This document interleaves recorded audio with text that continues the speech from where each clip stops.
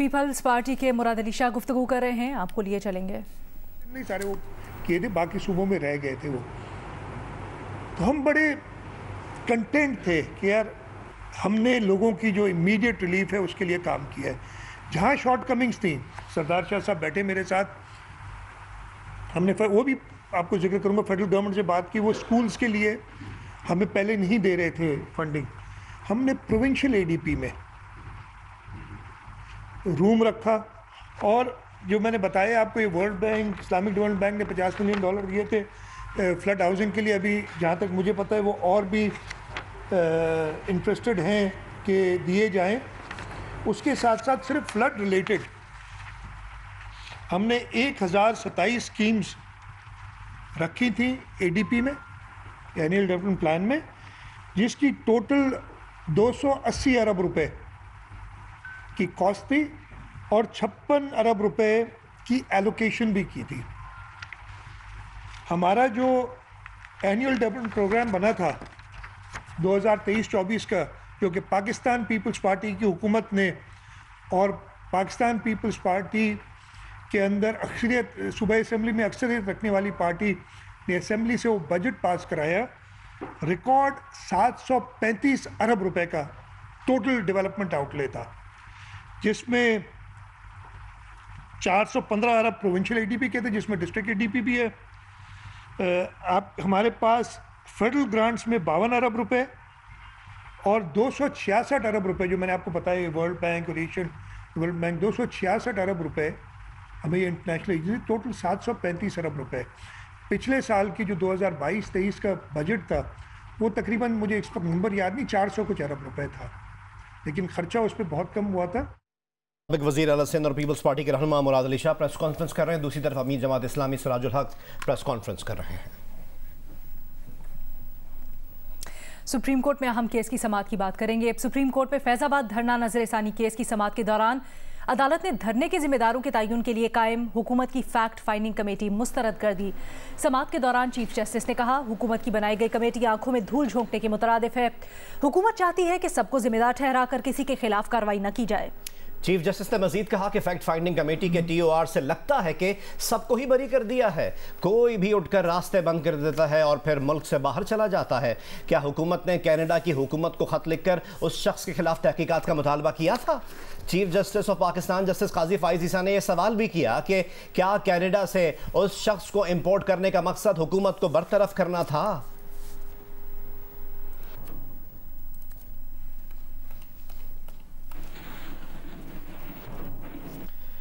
Supreme court में फैजाबाद धरना case की समाअत के दौरान chief justice of Pakistan justice Qazi Faez Isa ने सवाल किया कि क्या अब भी जियो की नशरियात कंटोनमेंट्स और डिफेंस में बंद हैं। साबिक चेयरमैन पैमरा अफसार आलम ने अपने बयान में कहा कि इन्हें टेलीविजन चैनल का प्रोग्राम बंद ना करने और कुछ चैनल्स को केबल के पुराने नंबरों पर बहाल करने की कोशिश करने पर ओहदे से हटाया गया।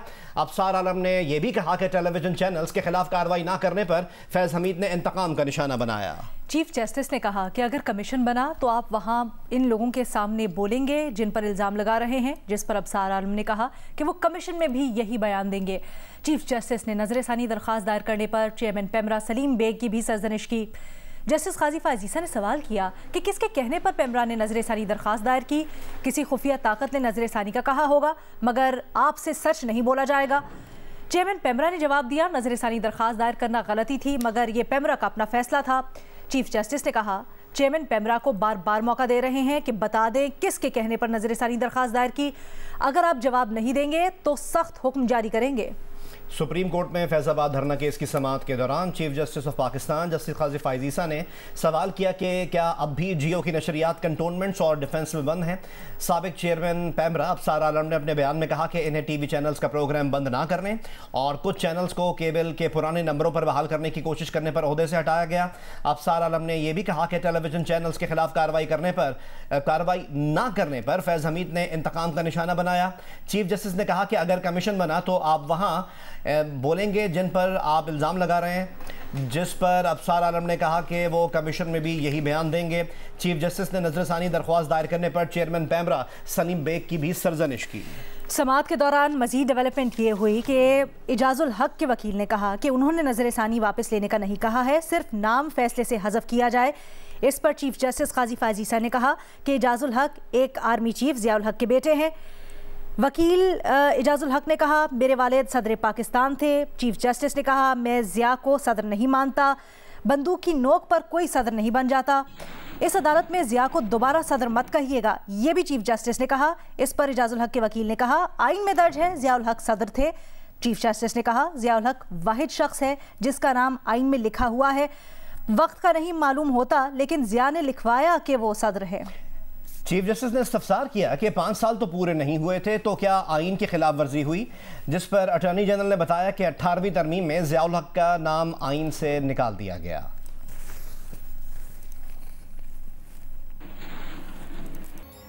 तहिया फ़लस्तीन, तहिया फ़लस्तीन, फ़लस्तीन को जीने दो। गज़ा वॉर रूम से ताज़ा तरीन अपडेट्स के साथ हाजिर हैं और अब तक की ताज़ा तरीन खबर यह है कि गज़ा की रफ़ा क्रॉसिंग खोलने के लिए कतर की सालिसी में हमास, इसराइल और मिस्र में मुआहिदा तय पा गया है। मुआहिदे के मुताबिक गैर मुल्की पासपोर्ट रखने वालों और शदीद जख्मियों को गज़ा से बाहर ले जाने की इजाज़त होगी। मुआहिदे में इनखला के लिए रफ़ा बॉर्डर क्रॉसिंग कितने वक्त तक खुली रहेगी, कोई टाइम लाइन नहीं दी गई है। कतर के मुआहिदे में यरगमालियों की रिहाई या इंसानी हमदर्दी का वक्फा भी शामिल नहीं है।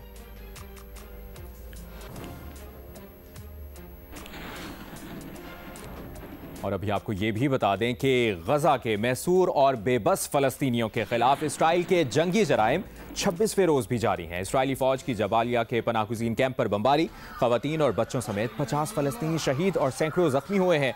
जबालिया पनाहगुज़ीन कैंप में रिहायशी इमारतें मलबे का ढेर बन गई, सैकड़ों अफराद मलबे में दब गए। लाशें निकालने का काम जारी है। गजा के शहरियों पर वहशियाना इसराइली बमबारी से शहीद फ़लस्तीनियों की तादाद 8,525 हो गई है। फ़लस्तीनी शहदा में 3,500 से ज़ायद बच्चे और 2,000 से ज़ायद ख़वातीन शामिल हैं। ज़मीनी ऑपरेशन में इसराइली फ़ौज को हमास के अल-क़स्साम ब्रिगेड की शदीद मुज़ाहमत का सामना है। तर्जुमान इसराइली फ़ौज ने तस्दीक की है। आपको ये भी बताएं कि तस्दीक करते हुए तर्जुमान इसराइली फ़ौज ने कहा है कि गजा में ज़मीनी ऑपरेशन के दौरान मजीद 9 इसराइली फ़ौजी मारे गए हैं, जिसके बाद ज़मीनी कार्रवाई में हलाक इसराइली फ़ौजियों की तादाद 11 हो गई है। हमास की अल-क़स्साम ब्रिगेड ने नए हथियार टारपेडो से इसराइली फ़ौज को निशाना बनाने की वीडियो जारी कर दी है।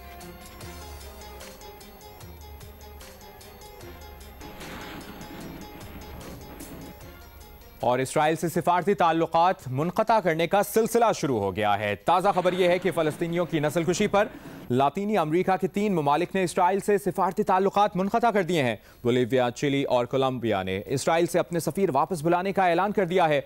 बोलीविया के सदर लुइस अल्बर्टो आर्के ने कहा है कि वो गजा में इसराइल के जंगी जराइम की मजम्मत करते हैं। चिली के सदर गैब्रिएल बोरिक ने कहा है कि गजा में इसराइल की जानिब से इंसानी हुकूक की पामाली नाकाबिल कबूल है। कोलंबिया के सदर गस्तावो पेट्रो ने कहा है कि इसराइल वही कुछ कर रहा है जो जर्मन नाज़ियों ने यहूदियों के साथ किया था। बोलीविया, चिली और कोलंबिया ने खुराक, पानी, अद्वियात और इंसानी इमदाद गजा पहुंचने देने का मुतालबा किया है।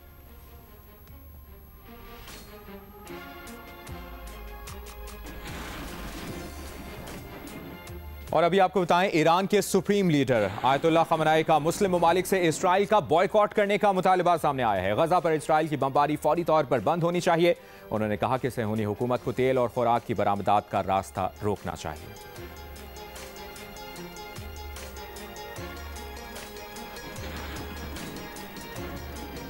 गजा वॉर रूम से ताज़ा तरीन अपडेट्स आपने जानी। आप जियो न्यूज़ के साथ रहिए।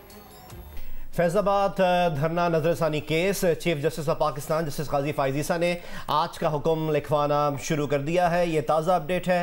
आज की अभी तक की जो अदालती कार्रवाई है उसकी जो समात का अहवाल है वो कुछ यूँ है कि अदालत की जानिब से रिमार्क्स दिए गए कि अफसार आलम ने कुछ शख्सियात पर इल्ज़ामात आयद किए।